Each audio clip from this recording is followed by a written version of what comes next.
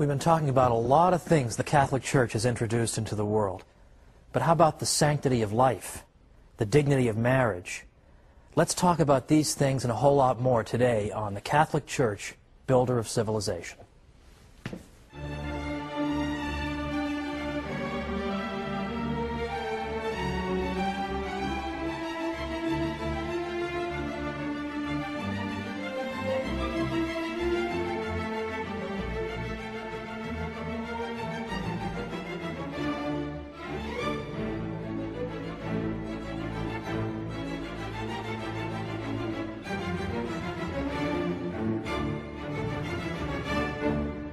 Welcome to the Catholic Church, Builder of Civilization.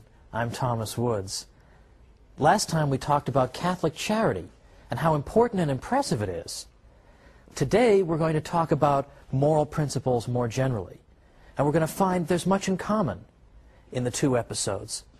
Because it's not as if we have some views on charity and then some views on morality and some views on this and some views on that. It all comes down to the same message. The idea that human life is sacred, and that each individual has a uniqueness and worth because he possesses an immortal soul, he possesses a rational nature, because he is made in the image and likeness of God. Now this is a revolutionary message. At the end of our segment last time, I pointed out that a lot of the religions in the Near East took the view that human behavior really wasn't all that important to the gods. I pointed out, for example, that the Sumerians were just at their wits' end as to what to do to appease their gods. Nothing seemed to appease them. And it so happened, of course, that they happened to live in a place that was particularly geographically vulnerable to floods that did not occur on any regular basis. So they tended to view the universe as a hostile place, governed by hostile gods who frankly were uninterested in their welfare. I gave the example of the ancient Greeks. The ancient Greeks had gods who treated them arbitrarily and capriciously, weren't particularly keen on teaching them morality and good behavior. This seemed quite beside the point. The ancient Greek gods were often completely self-absorbed and narcissistic, nothing at all like the God of our own tradition.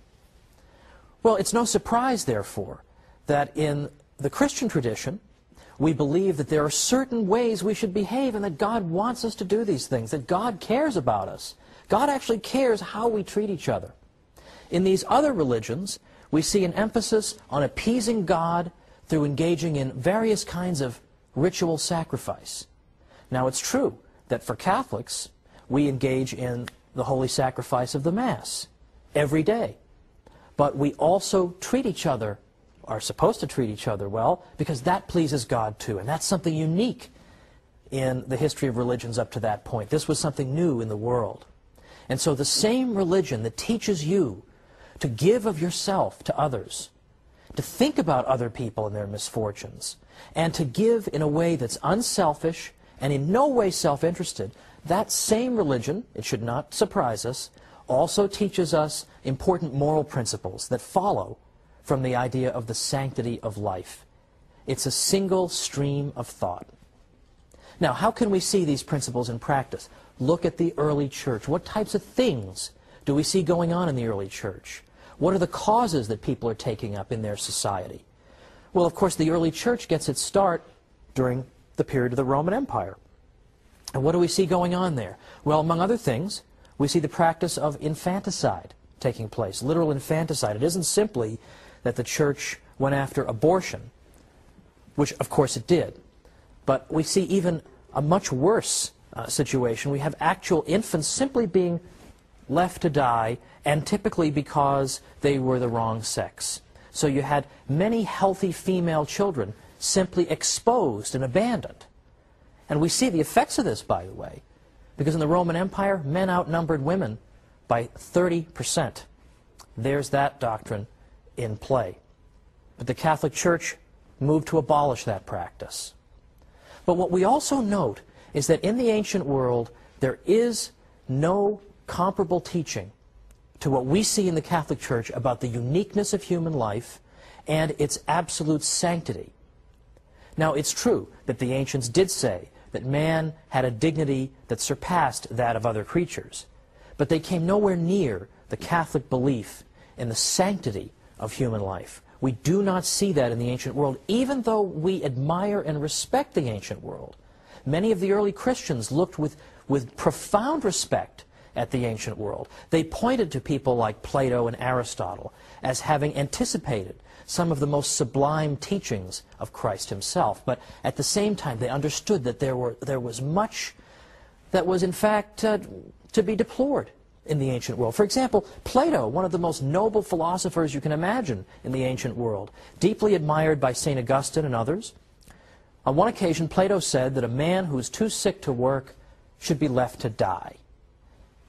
It's impossible to imagine that in the Catholic Church. Now, what else is going on in ancient Rome, particularly? We see gladiatorial contests. That is to say, people are going and watching their fellow human beings try to kill each other, and this is a form of entertainment. Well, obviously, this is an unspeakable offense against the dignity of human life. And it trivializes human life, that someone's death would be something that we would want to be entertained by. So in fact, it was the Christian emperors who helped to abolish these gladiatorial contests, and that has been called one of the greatest moral victories in history. But it's not just that. It isn't just that we see examples of barbarism in the ancient world. Barbarism, by the way, that we're seeing, of course, coming up once again in our own time. We're also finding that there's a difference between the way the ancient Romans and Greeks treated the interaction of men and women and the ideal that we have for that. The ancient Greeks were utterly contemptuous of women, whereas in the Catholic faith, we see, in fact, a profound respect for women. And I realize this is the opposite of what people say. Supposedly, the Catholic Church is anti-woman, and it's pro-man, and it's patriarchal, and all the rest of it. But for heaven's sake, let's think about it. Where else in the ancient world, or even going up into the Middle Ages, where in the world could you see women who were able to run their own institutions? They ran their own convents and schools and orphanages, and so on and on. Where do you see that other than in the Catholic Church? We have a legion of female saints. We have tremendous devotion to the Blessed Mother.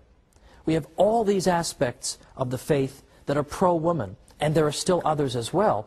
And this is why, in the early church, it so happens that the Catholic religion was accused of being a woman's religion, because so many women belonged to it. So much for the idea that the church is an opponent of women. It was called a women's religion. Now, we see also an emphasis in the church on the dignity of marriage, that intimate relations between men and women were to be confined to the marital bond, such that even Edward Gibbon, some of you may know Edward Gibbon, was the historian in the 18th century who blamed the fall of Rome on the Christian religion. So he was not inclined to be sympathetic, but even he had to admit that in fact the Christians have helped to restore dignity to the marital bond. Likewise, the church taught what we might call the equalization of adultery. That is to say, it's not simply something to be deplored when a wife cheats on her husband, but it is equally to be deplored when a husband cheats on his wife. And Edward Westermarck, who was an expert in the history of Western marriage, has said that in fact it was the Christian religion that finally equalized adultery. So we have an emphasis on the equality when it comes to adultery, an emphasis on the sanctity of the marital bond. We have women in, to use a modern phrase, leadership roles. And in fact, incidentally, by equalizing adultery, in effect, the church is saying that men can't just get up and leave their wives, and leave them with nothing. So these things, in fact, attracted women. But it's more than even this. What else do we see with the Catholic Church's emphasis on the dignity of human life? Well, we see a campaign against even the practice of suicide, dignity of human life. Well, we see a campaign against even the practice of suicide. Now this may seem strange. Isn't everyone opposed to suicide? Not so, actually. Ancient Greeks like Aristotle were against suicide. But others in the ancient world, in fact, believe it or not, had supported suicide.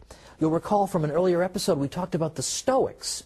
The Stoics were a school of thought that argued that the ideal human being should be so much the master of himself that he should be utterly unperturbed by outside events. He should be have complete mastery over himself and his emotions. He should never allow his emotions to get the better of him. Well, the Stoics argued that in fact suicide was in some ways even an admirable way to depart this world, because there, more than in any other case, the ideal man was showing that he was utterly unperturbed by the world, so much so that he, at the moment of his choosing, would decide when he would depart that world. How else can you see an even better example of the idea of the Stoic values in practice? I am so above other events in the world that I can even depart this world when I choose. That is my mastery over the world. That type of narcissism, in fact, informed the Stoics' views on suicide. And of course the Church had to say, this is not only nonsense, but dangerous nonsense. That life is something valuable, and we aren't simply to cast it aside on a whim when we think it's a good idea. In fact, a number of Catholics pointed out that Christ obviously disapproved of suicide. At no point did he say to his followers, listen, if the persecution ever gets too bad, you can just commit suicide. We can't even imagine those words being uttered. But there is the Catholic Church's emphasis on the sanctity of life. It is not to be disposed of even by ourselves, much less by some distant government or by some gladiator in a contest in the arena. Now, even beyond this, we have yet another topic that touches on the sanctity of life, and that's the subject of the waging of war. Because it was the Church who, before any other institution, introduced the idea that there actually could be limits on what is permitted in war, on the reasons you can go to war, and the spirit in which war can be waged. There was nothing that corresponded to that in the ancient world because they did not have the same spirit of respect for the sanctity and dignity of life. So this moral issue pressed specifically on Catholics. When we come back from the break, we'll talk more about the just war tradition.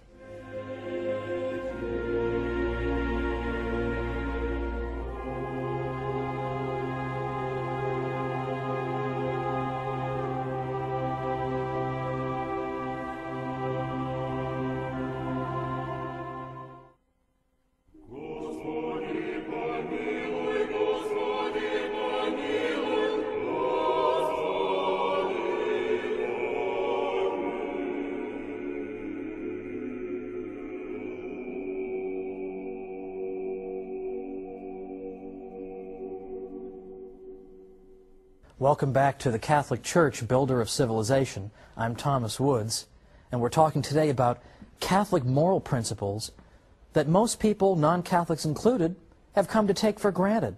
In fact, so much so, they hardly even look for their source.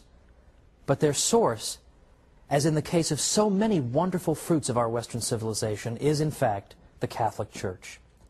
And so we've looked at infanticide and gladiatorial contests, and suicide, and now we're beginning to look at the subject of war.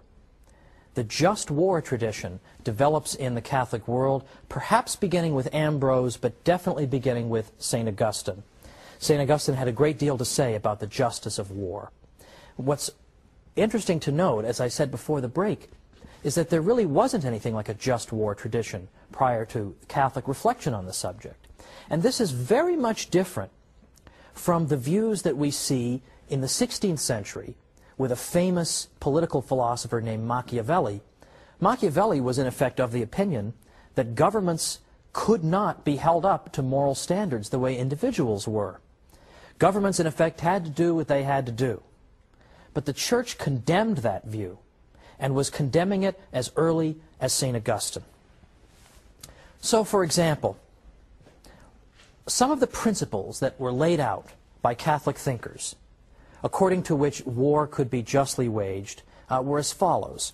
For example, St. Thomas Aquinas, in his famous segment on war, said that it's important that the war be declared by the pertinent authority. An individual on his own cannot simply go and declare war. It has to be somebody who holds legitimate, duly constituted authority. Secondly, there has to be a just cause involved. Any old reason for waging war is not acceptable. And there has to be a right intention. You can't go to war solely out of desire for vengeance or just for a desire for conquest. So in other words, war cannot always be justified. Just because a war is going on does not make it just. So St. Thomas set down these important principles. And then with the passage of time, we begin to get the development of the just war tradition in the Catholic Church even further. In the 16th century, for example, a great man at the University of Salamanca named Francisco de Vitoria had much to say on the subject of the just war. And a couple of Catholic historians have recently summed up his view, I think very nicely and eloquently.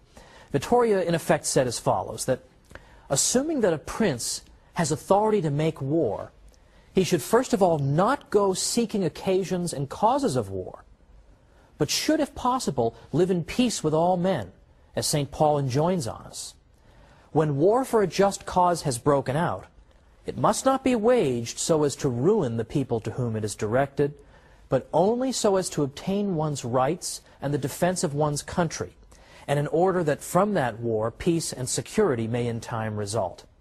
When victory has been won, victory should be utilized with moderation and Christian humility. Francisco Suarez likewise said, a just war must be waged by a legitimate power. Second, its cause must be just and right. Third, just methods should be used, that is, equity in the beginning of the war and the prosecution of it, and in victory. The reason of the general conclusion is that although war in itself is not an evil, yet on account of the many ills which it brings in its train, it is to be numbered among those undertakings which are often wrongly done, and thus it needs many circumstances to make it honest. Now, that is at least a brief taste of the just war tradition, and there are, of course, modern just war theologians who are trying to adapt this tradition to modern circumstances and continue to develop it. But the critical idea here is that states are subject to moral rules and cannot simply do whatever they wish. They are not allowed, for example, simply, for no other reason, simply to go out and slaughter civilians. There are rules on how war should be conducted, and that is because of the Church's emphasis on the sanctity and dignity of life. Now, I recall years ago, back before my Catholic days, I was a student at Harvard, and that is a whole other show in itself, what it was like keeping your sanity being at Harvard. But I remember one of my dear friends at Harvard. His name was Fred DeCaro, lives in Connecticut. He's actually designed my website for me for free, so I figured he gives me a free website, I mention him on television. Well, Fred DeCaro once said to me when I was still a Protestant, he said, he asked me why I wasn't a Catholic, and I gave some hemming and hawing answer. I didn't have any good answer. I don't know. I haven't thought about it. I haven't spent the time to think about it. But I asked him why he was one. Why are you a Catholic? And there are a lot of different reasons people could give for this, right? I mean, well, I was swept up by the Bible. I was swept up by the story of some saint. A lot of people prayed me into the church, or some argument convinced me, or whatever. But his answer was very simple, and I never forgot it. And it stayed with me all the way to my conversion. He said, because the Catholic Church tells us how to lead the good life. That's simple.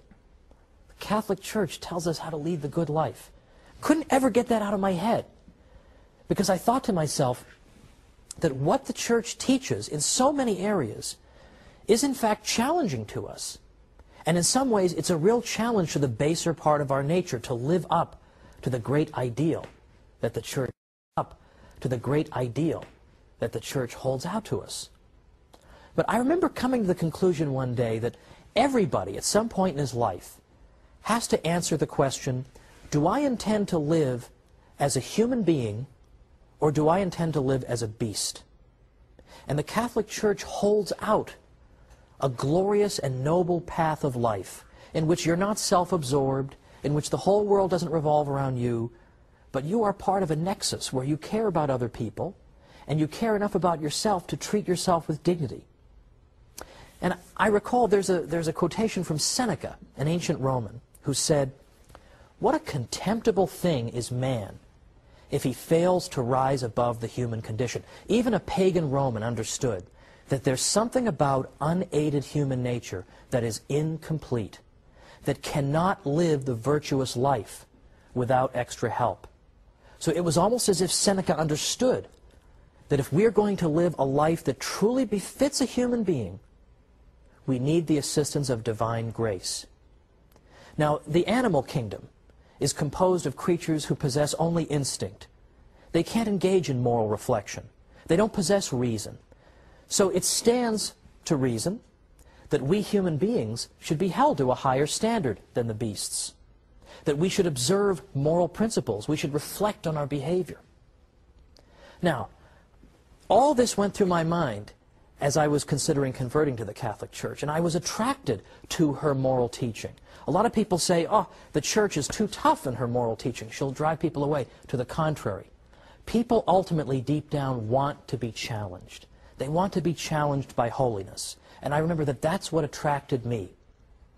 And I remember learning that in ancient Greece, Socrates had said that to know the good is to do the good. That as soon as you know what the good thing to do is, well, you just automatically feel compelled to do it.